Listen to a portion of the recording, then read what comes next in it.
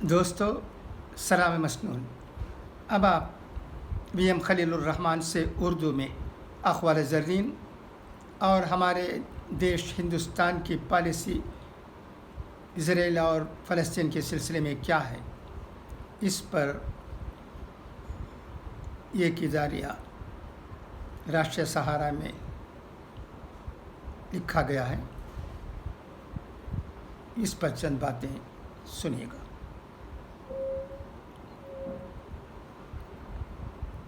अखबार ज़र्रीन। हज़रत अबू बकर सिद्दीक़ रज़ियल्लाहु ताला अन्हु ने कहा है, मुझे नए कपड़ों में दफन मत करना। नए कपड़ों के ज़्यादा मुस्तहक़ वो हैं जो ज़िंदा हैं और बरहना हैं। हज़रत उस्मान रज़ियल्लाहु ताला अन्हु ने कहा है, तलवार का ज़ख्म जिस्म पर होता है और बुरी गुफ्तगू का रूह पर। और हज़रत अली रज़ियल्लाहु ताला अन्हु के कौल हैं, किसी इंसान की खूबी को पहचानो और उसे बयान करो, लेकिन अगर किसी की खामी मिल जाए तो यहाँ तुम्हारी खूबी का इम्तिहान है। अच्छे लोगों का तुम्हारी ज़िंदगी में आना तुम्हारी किस्मत होती है और उन्हें संभाल कर रखना तुम्हारा हुनर। इंसान को अच्छी सोच पे वो इनाम मिलता है जो उसे अच्छे आमाल पर भी नहीं मिलता, क्योंकि सोच में दिखावा नहीं होता। अब रोज़नामा राष्ट्रीय सहारा का इदारिया सुनिएगा। हिंदुस्तान का वाज़ेह मौक़िफ़। फ़लस्तीन और इज़राइल के हालिया तनाज़े पर हिंदुस्तान ने सीधी बात कही है। अक़वाम मुत्तहिदा में हिंदुस्तान के सफ़ीर TS तिरुमूर्ति ने सलामती कौंसिल में इजलास के बाद कहा कि भारत यरूशलेम और गज़ा में जारी तशद्दुद पर फ़िक्रमंद है। भारत हर तरह के तशद्दुद की मज़म्मत करता है, फ़ौरन तनाव ख़त्म करने की अपील करता है। भारत फ़लस्तीनियों के जायज़ मुतालिबात की हिमायत करता है और वो रियासत की पॉलिसी के ज़रिए हल के लिए पाबंद अहद है। तिरुमूर्ति ने कहा कि भारत गज़ा पट्टी से होने वाले रॉकेट हमलों की मज़म्मत करता है, साथ ही इसराइली बदले की कार्रवाई में भी बहुत बड़ी तादाद में आम शहरी मारे गए हैं, जिनमें औरतें और बच्चे भी शामिल हैं, जो बहुत अफसोसनाक है। इस तरह हिंदुस्तान ने निपटी तुरी बात कही है। उसने ऐसी बात नहीं कही कि इसराइल को अपनी हिफाजत का हक़ है, जैसा कि अमेरिका बहादुर कहता रहता है। दरअसल अमेरिका की कोई फ़लस्तीनी पॉलिसी नहीं है। उसकी पॉलिसी इसराइल की बदलती हुई फ़लस्तीनी पॉलिसी के साथ बदलती रहती है, लेकिन हिंदुस्तान की फ़लस्तीन पॉलिसी मुबहम नहीं, वो अंधी तक़लीद के लिए तैयार नहीं। यही वजह है कि बेंयामिन नेतन्याहू ने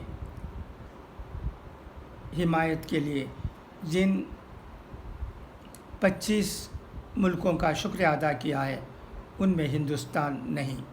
मगर इसका मतलब ये भी नहीं निकाला जाना चाहिए कि हिंदुस्तान के इसराइल से रिश्ते में तल्ख़ी आ गई है। हिंदुस्तान के अरबों से ताल्लुक़ात बरसों पुराने हैं, मगर इसराइल की तश्कील के दूसरे ही साल 17 सितंबर 1950 को उसने उसे एक रियासत के तौर पर तस्लीम कर लिया था।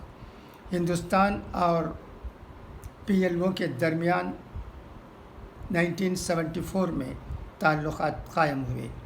1977 में मोरारजी देसाई की غیر کانگریس حکومت بنی۔ اس حکومت کی تشکیل سے پہلے یہ تز بتز تھا کہ جنتا پارٹی کی حکومت کی فلسطین پالیسی کیا ہوگی، مگر اٹل بہاری واجپئی نے یہ بات واضح کر دی تھی کہ ہندوستان کی فلسطین پالیسی میں تبدیلی نہیں آئے گی۔ بعد میں نرسمہا راؤ کے وقت ہندوستان کی اسرائیل سے قربت بڑھی، مگر یہ قربت ایسی نہیں تھی کہ فلسطین نظر انداز کر دیا گیا ہو۔ ایسا کرنا ٹھیک بھی نہیں تھا، کیونکہ اس وقت بھی ہندوستان کی تیل کی ضرورتیں جن ملکوں سے پوری ہو رہی تھیں ان میں سعودی عرب ایک اہم ملک تھا، اور سعودی کی فلسطین کے تئیں بظاہر ہمدردانہ پالیسی تھی۔ دیگر عرب ممالک بھی اسرائیل سے سفارتی تعلقات قائم رکھنے کے لیے بے چین نہیں رہا کرتے تھے۔ بعد میں اٹل بہاری واجپئی وزیر اعظم بنے تو ہندوستان کی فلسطین پالیسی میں بالکل ہی تبدیلی نہیں آئی۔ البتہ اسرائیل سے ہندوستان کی قربت کچھ اور بڑھ گئی۔ منموہن حکومت نے بھی اسرائیل سے رشتہ مزید مستحکم بنانے کی کوشش کی، مگر یہ بھی احتیاط برتی کہ اس کے کسی فیصلے سے فلسطین سے دوری کا احساس نہ ہو۔ منموہن حکومت نے 2012 میں فلسطین کی اقتصادی ضرورتوں کے مد نظر اس کے بجٹ میں $10 بلین یعنی $1 کروڑ کا تعاون دیا۔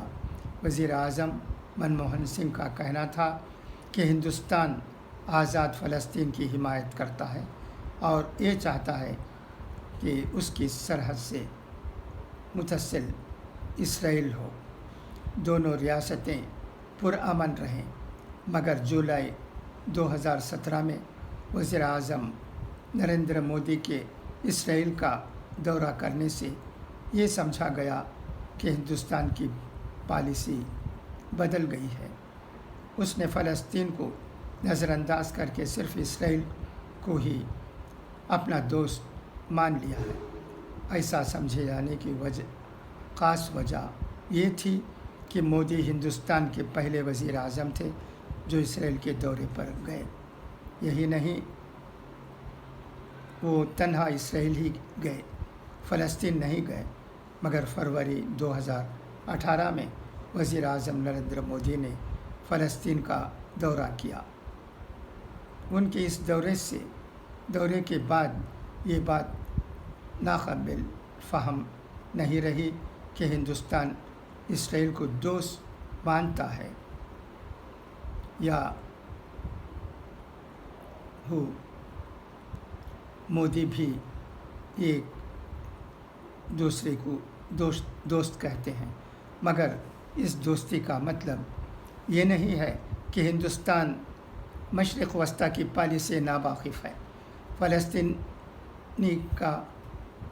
فلسطینی کاز سے عربوں کی وابستگی حکومت ہند کے لیے ناقابل فہم ہے، یا دو اسرائیل سے تعلقات مستحکم بنائے رکھنے کے چکر میں فلسطین کو بالکل ہی نظر انداز کر دینا چاہتی ہے۔ چنانچہ سلامتی کونسل میں ہندوستان کا موقف چونکانے والا نہیں ہے۔ اس نے اپنی اب تک کی پالیسی کے مطابق ہی اپنا موقف پیش کیا ہے، اور اس نے یہ بتا دیا ہے کہ اس کے لیے مسئلہ سلجھانے کی اہمیت ہے۔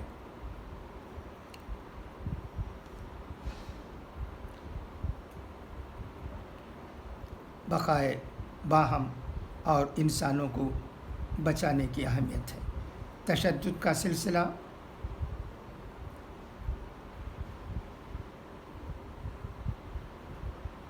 دراز رکھنے کی وجہ کچھ بھی ہو، ہندوستان دوستی نبھانے کی خاطر انسانیت کے تحفظ کو نظر انداز کرنے کے لیے تیار نہیں ہے۔ وہ امریکہ نہیں کہ اسرائیل کی حمایت میں ساری انسانیت بھلا دے گا۔ امریکہ کی پالیسی ہمیشہ اسرائیل کے فیور میں رہی ہے۔ وہ یہ چاہتا ہے کہ اسرائیل مضبوط رہے۔ اس سے پہلے بھی اسرائیل کی امریکہ سے تائید کی گئی۔ ہندوستان ہمیشہ یہ چاہتا ہے کہ اسرائیل اور فلسطین دوستانہ تعلقات رکھتے ہوئے بنے رہے۔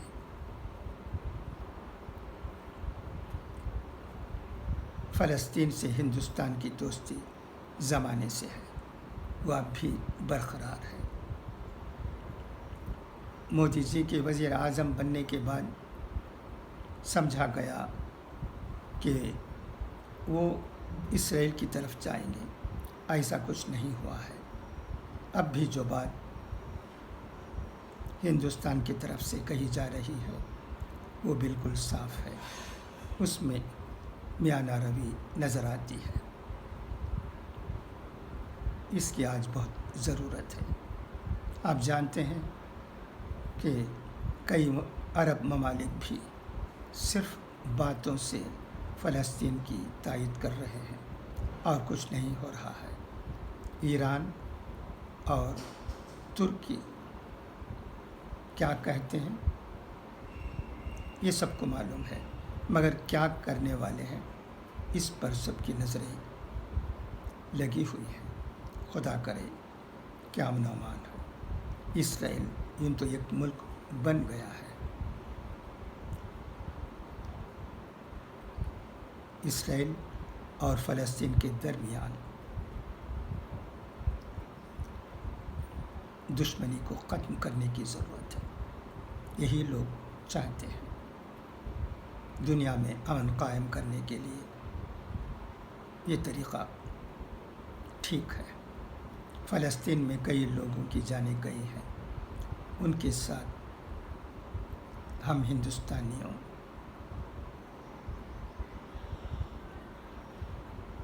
کی ہمدردی ہے۔